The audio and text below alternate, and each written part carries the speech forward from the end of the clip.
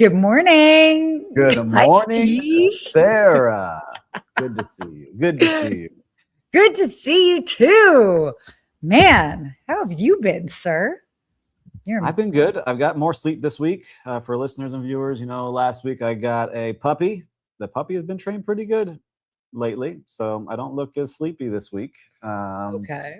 But I'm still reporting live from my living room because we gotta be on this every 2 hours on this crate training. So Yeah. we're almost there. We're almost there for all those puppy owners, but been a busy week also at work, a lot going on. So I'm excited to share some updates soon on LinkedIn. So if you're not following me there, make sure to follow me there about our project we've been working on, Baya, for now almost 3 years. We're finally making moves.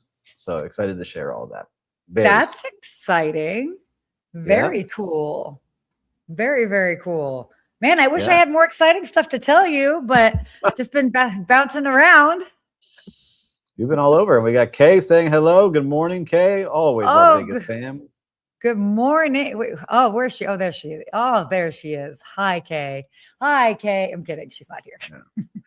And I got to say also, too, yesterday was the hottest recorded day in Miami history, hitting at 100, the actual temperature of 100 for only the second time in recorded history here in Miami. Wait, it's never hit 100 degrees like at all? You get a lot of feels like 100 with the humidity and all of that fun stuff. But no, that was the first time or the second time ever in recorded Miami history that it hit triple digits this time of year. So, and you could feel it today. And I'm training for a half marathon as well. And that was painful yesterday to do 2.5 miles. That was painful. Let me tell you about 100 degrees.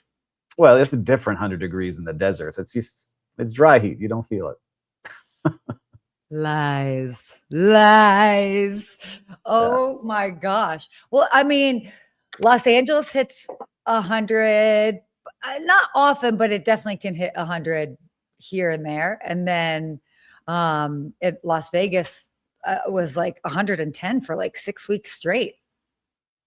That's hot. Phoenix is 120.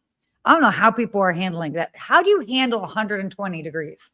I don't know. Stay inside all the time. And now as a pet owner, a dog owner, I'm like figuring out, do I need to get this dog some little shoes? What do we got to do here before they go wandering out on the hot asphalt and sidewalk? Okay, I'll take some advice. Kay has lots of advice. So she'll definitely chime in. It's good things. Everyone's back to school. It's a little slower now for travel. I know everyone's getting back in the swing of things as school starts and people's summer vacations are wrapping up.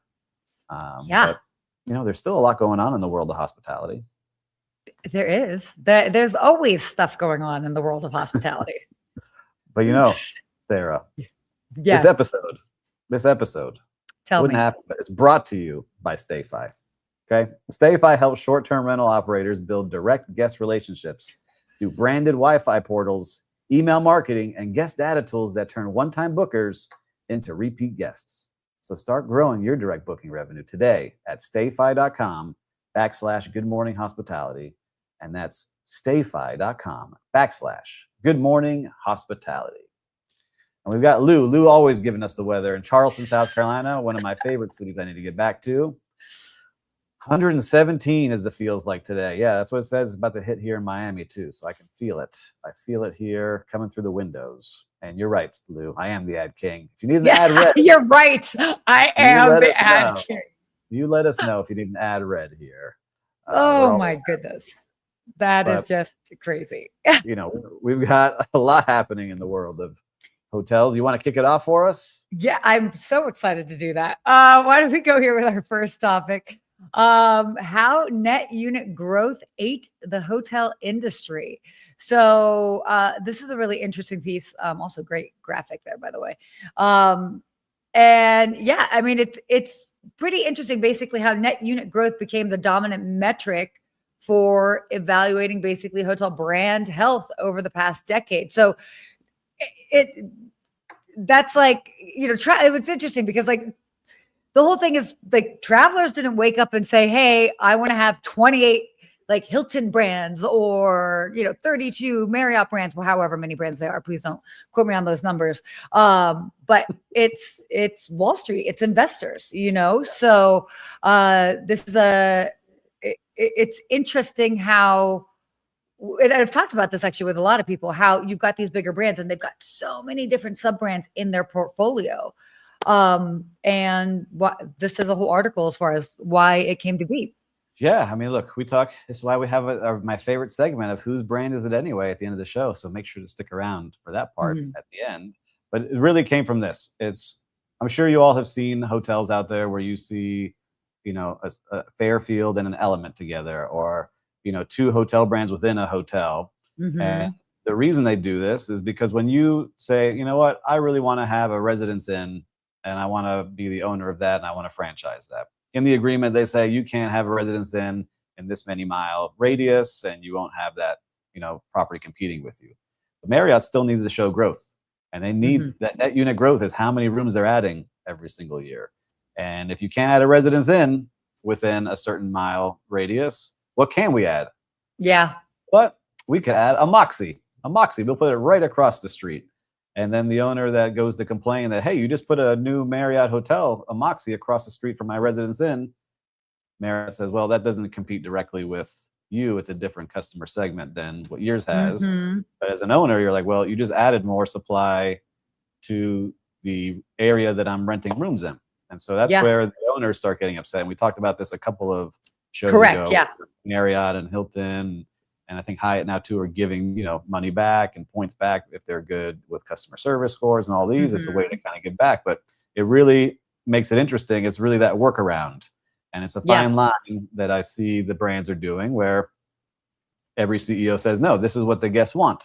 The guests want more brands. They want more unique places to stay, where the owners are saying, hey, my ADR is not growing. I'm having challenges. All the expenses are going up, and you keep adding more rooms to my area where you said I would be the only one having this brand, but now you're adding more Marriotts or more Hiltons, or more Hyatts. And that's why we have so many brands that are out there, because of this net unit growth. So if you really want to go dive deep in it, you could read Rafit's article. He did a great job really explaining it and diving into how it started. And I think one of the really interesting parts was when Hilton, launched its IPO in 2013, they had 10 brands that they were reporting. Now they report on 28 brands. Just 13 years later. And we talk about how many brands are growing. And that's just the way to do it. So I'm not sure what you think about that, but as someone building a hotel, like we're building our own brand, but if I had invested millions and millions of dollars into a brand, and all of a sudden another hotel opens up down the block competing with me that's owned by the same parent company, it would be frustrating.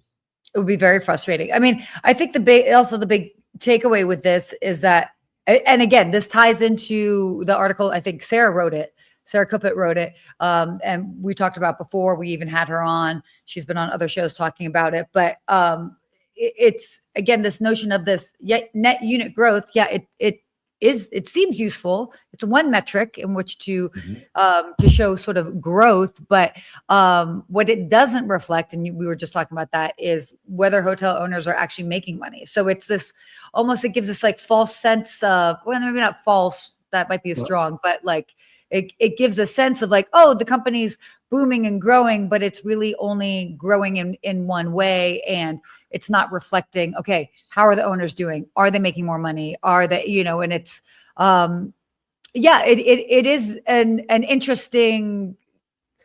It's a fine line to walk, right? Because you have to show growth. You have to show your investors, because they're all publicly traded companies, that we're growing every year. And before it used to be how many hotels you owned. And that wasn't a good number anymore, because they really didn't show the volume. So then they went to, how many rooms. Now the net unit growth shows the churn, because you do lose, if you gain 100,000 rooms, but you lost 20, your net unit growth is 80,000. So it's an easier way for them to really report on it and show. But you got to keep growing. You cannot have down quarters. Your investors are not going to say, oh, we'll give Marriott a break this quarter. They didn't grow as much. Yeah, that is not how it works when you have investors and people on a publicly traded platform. As soon as you show weakness, stock will drop immediately. And that's not what we want for the investors. And that's what the CEOs really try to protect, while keeping their guests very happy, but also the true customers, those owners of those hotels. Because those brands don't own many of the really not any of them. Some of them have a couple that they still own. But they don't own many of their own branded hotels. So not many at all. We could talk about this all the time, but The more you know. Another way to really break down how they're reporting. So absolutely. Let us know what you think. Let us know what you think. Do you think they need more and more brands? Is it fair to the owners? Do you think it's good for the guests? I'm curious on what you all think. Let us know here. Well, Steve, before we move on, what should we talk about? What should we talk about? Before we move on, I want to do a quick shout out to our sponsor, Built. They're helping restaurants and hotel F&B teams better understand their guests and create more personalized experiences that drive repeat visits. So if you care about loyalty and guest experience, it's worth checking out. Head to joinbuilt.com/GMH. That is joinbuilt.com/GMH. So shout out to our friends over at Built for that. There you go. Job. I see you've been practicing at home. You've been really reading the ads, working on your pace. Yeah. Good work. I know. I tend to have a very quick pace. So why don't you lead us into this next topic here? Because I'm curious. All right. Well, we'll say this. Minor International puts its $1 billion REIT on hold as they were going through this. It's a Thai hospitality conglomerate behind ANH Hotels, and I want to say this the right way, Anantara and Minor Hotels, which we always talk about here. They decided to put it on hold because they really couldn't give a firm decision on how business would look, and they want to make sure that they're launching at the right time. Some of the things that they were highlighting, definitely the war going on in the Middle East, international travel is not as strong as it needs to be. And so the group CEO cited Singapore's relatively attractive REIT yields. They really wanted to promote it, but they're putting it on hold right now. So, when you have a lot of things happening internationally, it really does put a strain on some of those plans. So I'm curious to see what people think. I mean, what do you see when you look at that, Sarah? A lot of numbers. I mean, it just is showing, I don't know. Here's what I would tell you. Here's what it was showing us is that they want to really put together their Asian and European markets together and put everything really into one conglomerate. It would become one of the biggest ones, but it's just not the right time. It's not the right time for them to go in and really do that. So I think we keep an eye on this and we can kind of go to the next story, but we're wishing them the best on getting their REIT together, because if they can, they really create one of the biggest hotel conglomerates and really compete with the Accords and Hiltons and Marriotts of the world. So I think that's good. Good little highlight on that story. Thank you. Bring us into the next one here. Let's go. So Google just bought Spirit Airlines reservation data to train AI. This is wild. So Google acquired reservation and guest data from Spirit Airline or Spirit's hospitality. So it's interesting because, again, I mean, we've talked about data and like the whole data war and who owns what. But I think this is a wild move in this time frame. You know what I mean? And it's, gosh, that data is out there. The most expensive thing, we've talked about this forever, but the most expensive thing out there is data. Yeah, and what's interesting is it's not really all about the customers. It was almost also like how they were all talking to each other within the company. So it's all the information within that they were using, so they could train their models on how employees were talking to each other, how leaders were talking to each other. So the assets include software code, data from finance, accounting, operations, and revenue management systems that they're plugging in. And it says the package includes pricing models, booking curves, flight behavior data, refund histories, in-flight purchases, and Wi-Fi sales. So roughly 100 million emails. And it's just crazy to see that they're taking all that data and what they will do with it. I didn't even know that was for sale. Like, you could buy companies' data that went bankrupt. It's an interesting thing to be but able it makes to see sense and then plug it in. Because they're sitting on it, Yeah, and they're trying to get money refunded and get things back to investors. I understand, but it's just funny to see like how important it is and what they're going to use that for. Because these models, man, we talk about AI a lot, and I just see it really ramping up over the last month in my world of how fast it's going and the data that we're plugging in. Right now, I'm going to use this. I'm going to give an example for everyone out there so everyone can give an example. What's happening here. I use several different tools to run our management company. We use Slack for communication. We use Notion as kind of like the brain where we keep all of our SOPs and how to do things. And if this, then that kind of model. So if this happens, then that is how you should respond. Then we use Guesty as our PMS. and Breezeway is how we control all the things happening on property. So really like 4 major tools. And we've plugged them all together now into AI. And now we have this AI super agent that can read everything going on, all the guest comments, how the team is reacting to those comments, were things assigned to those people that had concerns or challenges. Are there ways to upsell certain guests? Are there ways to do certain things? So things that would have taken just 5 years ago, days to do, right? And really diving into every single reservation, really going through things, and you would need so many people to do, we can now do within 30 seconds. Yeah. Right, by putting a prompt in. And so I can see why data becomes more and more important as you're building these models, and AI companies are getting more and more competitive with each other. It's just crazy to see these things out there. And the smarter it is, those are going to be the winners. And Gemini, we talked about, if you're using Google for your Gmail and your calendar and you're on YouTube and you're in that environment, they're starting to get more and more powerful, especially when you can start to have agents purchase things, which is now starting to happen. I wanted some Miami Heat tickets for the opening. I wanted to make sure as soon as it went live, I had a bot working on it for several days. And as soon as it came live, it alerted me and gave me the best pricing for the tickets available. It still wasn't able to purchase without me, but that's going to come a time very soon where that's going to happen. So let's see where it goes. I'm curious, you out there, do you have any unique cases that you're using AI out there, that you're using all your data that you're sitting on? Because we're able to pull the data that we have now and really show and make an improvement and really drive to our bottom line by making those things happen. I'm curious what you see out there. Well, it's interesting because, I mean, that's also like one segment of the market. By the way, 2 comments that were happening in the background. Producer Will said, first of all, data is the new oil. Gotta give him credit for that. Very good point. Yep. And he also brought up, he was like, if he was if we were former Spirit employees, how would you feel about them reading chats, emails, anything that may not have been private? And I think that is valid. And yeah, nothing is private in the company. I want to give a quote my dad gave me when I first started my career. He's a fantastic labor and employment attorney. That never sent an email that you wouldn't want to see on the front page of a newspaper. That is true. Always been my mindset as I send something or hit send. Be careful what you're sending, whether it's Slack, where you think it's private, and a direct message. If it's owned by the company, nothing is private. Yeah. It's definitely, yeah. And even text as well. Like there's a lot. And so that's something pays for your phone, all these things. It's wild. Definitely. So anyway, interesting topic here. I'll read this comment. Use the brain, skip the AI. If evolution is true, we're headed to being androids as a human race. Listen, I don't know. Elon Musk has already got chips going into people's brains and reworking their central nervous system. So I think that's where we're headed there. Awesome. Let's go ahead and talk about our next topic here. Awesome. Great.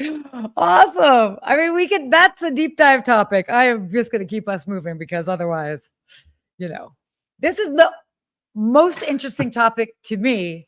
And it was at the end of today's stack. So I was just ready for us to get through our numbers. So this is your world. I'm excited to hear this one. Talk about something that is cool. Anyway. Let's do it. So this was actually talking about 2 different articles that came out on Skift. So both there's a creator shift happening as well as Substack, and they're really kind of sharing where sort of hotel marketing trust lives. So one with the Substack renaissance in travel media, which is wild, and then also travel creators are following the money to shorter trips. So the first article, and actually I covered it last week on the video daily briefing, talking about content creators. And it's interesting because content creators are getting real-time feedback from their followers as far as the type of content they want to see. And this year in particular, the followers were like, yeah, like we know these nice, awesome long trips to Europe seem nice, but that's not really a reality for us right now. Like, show us something local. And so it's really, creators are shifting their content. I mean, I've even seen it a bit in the brands that have been approaching me, is that creators are focusing on shorter, maybe less expensive, more local stays. And I'm always a big fan of that because you can definitely be a tourist in your own backyard. And yeah, so that's definitely the one part of it. I love that you're smiling over here. Yeah. But yeah, so what are your thoughts Yeah, on that? I love it. I love seeing that. And I've been following, I want to make sure I give him the right shout out because he's a big YouTuber. His name is Pete Santinello, I think is his name. Pete Okay. Santinello. And what he does, he's got me wanting to travel all different places across the country.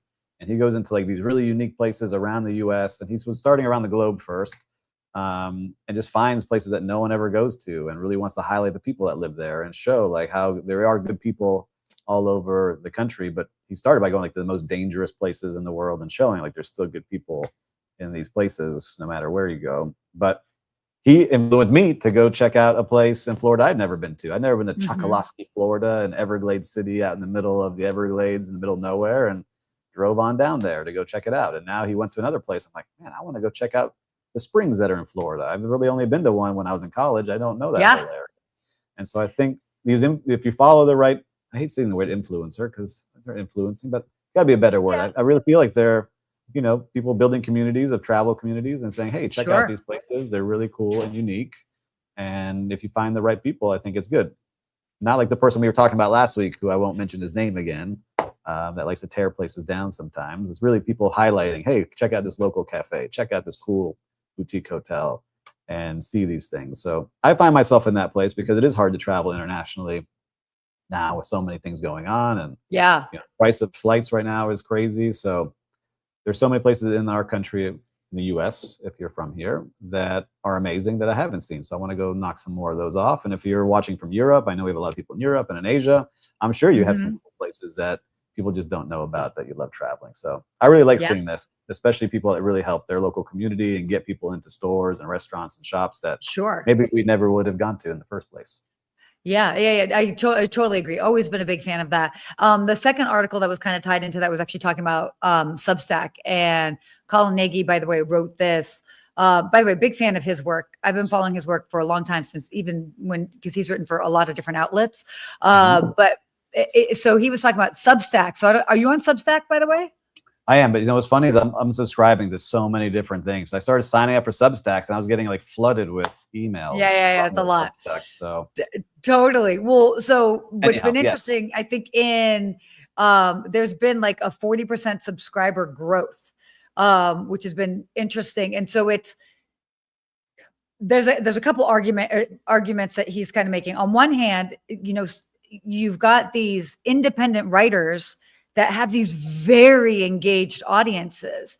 And arguably, these independent writers and those engaged audiences might actually provide more ROI than maybe getting a feature in like a larger company and a bigger brand, just because it's so specific. Now, obviously, the catch-22 with that is that, these independent writers they need to make money. So at some point it's like, okay, well, like what's the fine balance as far as it being like a really like a fair independent viewpoint versus maybe a paid or bought mention. I mean, that's always the case, I think, like in anything in media. But yeah, I mean, the point is like, do not be sleeping on Substack. That's for sure.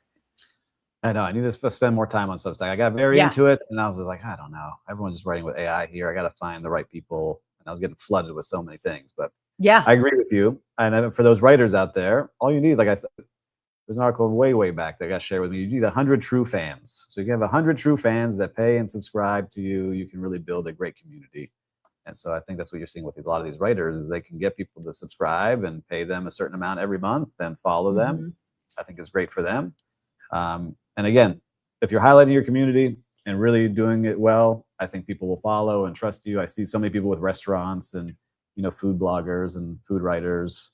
And then even like some, funny things like that guy, Dave Portnoy from Barstool Sports, who has his One Bite Pizza, right? He goes out there, he's fair, but every time he gives someone a high rating, that place gets crushed with business. So it shows you how you can really impact in a good way and a bad way. Well, and it's fascinating. I mean, I don't know how many people know like travel writers, and I'm talking about like consumer travel writers, and that industry. These people, let's just put it like this: they aren't compensated for what fairly for the type of content that they put out there. And I have a lot of travel writer friends because sometimes I get paired up on fam trips, and sometimes I'll be with journalists versus creators. And it's been like this real tough point over easily the past 10 years where they really used to be taken care of significantly by these bigger brands. And now you've got companies that are like, oh, well, you can just say that you can contribute to it. And that's like how they're trying to pay these writers. And so you have these really talented travel writers that like are needing to find another outlet in which to monetize, because the traditional form of monetization is evaporating, so to speak. So I think we still haven't seen the most of Substack yet. And that's just in the travel related industry. Lots of fascinating stuff in other industries, because we all obviously care about other things other than just travel. But it's fascinating. I'm a big fan of it. So I have to go back and relook at it. I was just thinking, I was like, how many more newsletters can I read? How many more articles can I read? There's so much content out there. How many more videos can I watch? It's like, yeah. Oh, breathe. Yeah. I mean, that's the whole thing. It's the, more than the commoditization of content, but it's because, we can all be our own media brands. Like people don't need necessarily to be like on a big TV station or on on a bigger platform to have reach. It's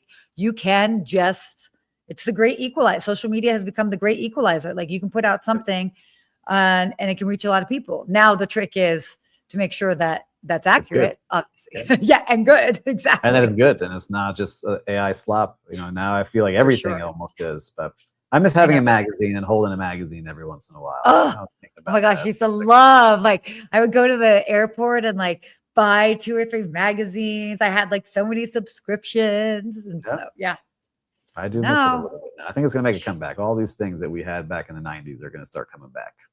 Anyhow, it's an important time of the day here. Okay. It's your favorite time of day. It's whose brand is it anyway? The game where we try to guess the sub-brand's parent company. And if you've been playing along for a while now, you know that we're terrible at this and we have not won many times. So I'm curious to see whose brand is it today? Garner. Oh my God. Garner Hotel. Jennifer Garner's hotel. Let's see. Oh, I was thinking like Garnier. And I was like, oh, is this a hair company or a brand company? Garner is going to be I'm going with Hyatt, a Hyatt brand. So listen to the viewers, you've got 5 seconds to put in the comments, what brand is the parent brand of Garner? I don't even know. Gotta give a guess there. We can't show the results so you guess. I'll say Hilton. That's what I said. All right, let's go. Wait, you said Hilton? I thought you said Hyatt. Did I say Hyatt or Hilton? I thought you said Hyatt. All right, well, let's see. Whose brand is it anyway? Roll back the tape. IHG. We were way off. Wait, there was an H in there somewhere. There's an H in there, just in the wrong place. And let's check out Garner. Why don't you read what it says there? Oh my gosh. Wait, I don't even know what that says in there. That's interesting. Meet Garner by IHG. At Garner Hotels, you will experience a quality stay at an affordable price. Whether traveling alone or with a group of kids and pets, you'll feel comfortable as soon as you walk through the door. Garner Hotels are designed to deliver the all-important things you value most: a convenient location and a sound night's sleep. All right, Garner, sounds good. I can bring my pet. I have a puppy now. I got to figure out where I can start traveling with all these puppy-friendly places. By the way, chimed in here. It came through delayed, but hi, Klaus. Klaus chimed in with IHG. By the way, Klaus, I'm going to give you a quick shout out. I think I can say all this. Based in Barcelona, good friend of mine, Lake Lador concierge, former Lake Lador concierge. And yeah, so Klaus, thank you for joining us from Barcelona, buddy. I'm going to text you after Klaus, this. you are the big winner. We have your gift on the way to you. Just make sure to put your address here in the comments for everyone to see. I'm going to personally deliver it to Barcelona because I owe him a trip. So I'm like 6 years behind on a trip. Done. Look at that, Klaus. All for playing. Jose got it right as well. All the big winners. Woo! Bring it on in here. We love seeing it. Well, Sarah, we cover a lot here in this show. All different things. Stats, AI, travel, content creators, getting into Substack. Yeah. And so if you like any of those things, I'm sure your friends will too. So make sure to share this with your friends. And if you haven't yet, make sure to subscribe as well. We love seeing all the new subscribers that join us every single week. And if you have a chance and you're watching this on replay, join us for a live show every Wednesday at 10 a.m. It's a lot of fun here to be able to come on live and get to chat with us, so we get to chat with you. So, Sarah, until next week. Stay hospitable.